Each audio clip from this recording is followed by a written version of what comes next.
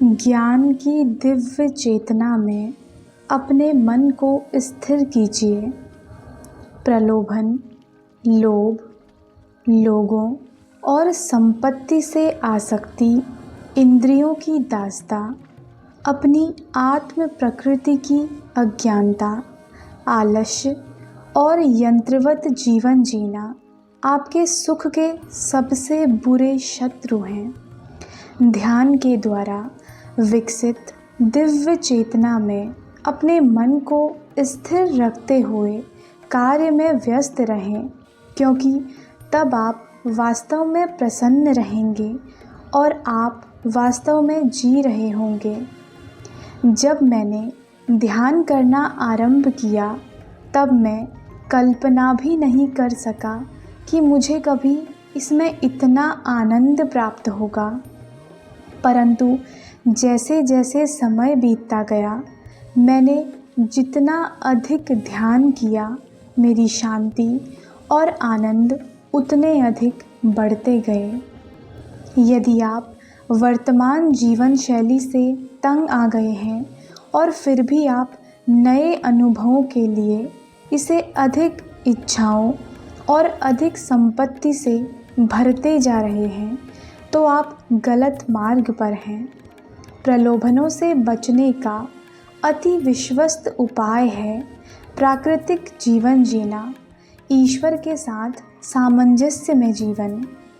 असामान्य जीवन न बिताएं, अर्थात उस संसार में चंचलता से सुख की खोज न करें जो उसे देने में असमर्थ है।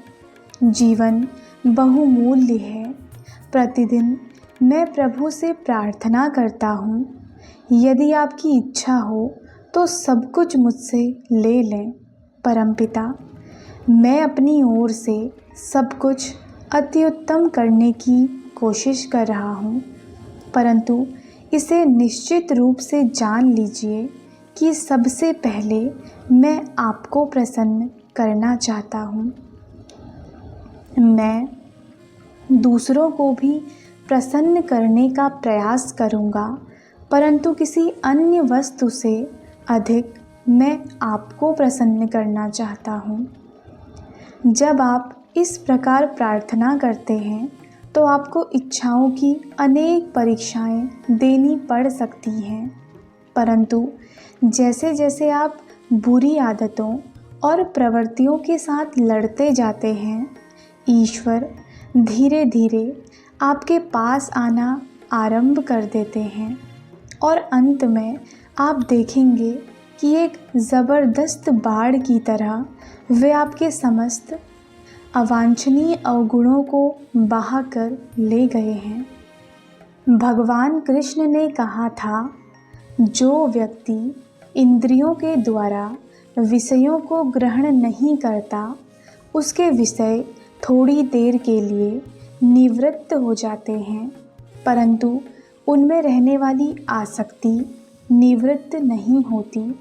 परंतु जो परमात्मा का साक्षात्कार करता है, उसकी तो आसक्ति भी निवृत्त हो जाती है। उनके प्रकाश से समस्त अंधकार को और अच्छे विचारों से बुरे विचारों को दूर कर दें। ध्यान में ईश्वर के सर्वोच्च आकर्षण को खोजकर प्रलोभन को समाप्त कर दें। प्रलोभन के विरुद्ध यह सबसे उत्तम हथियार है।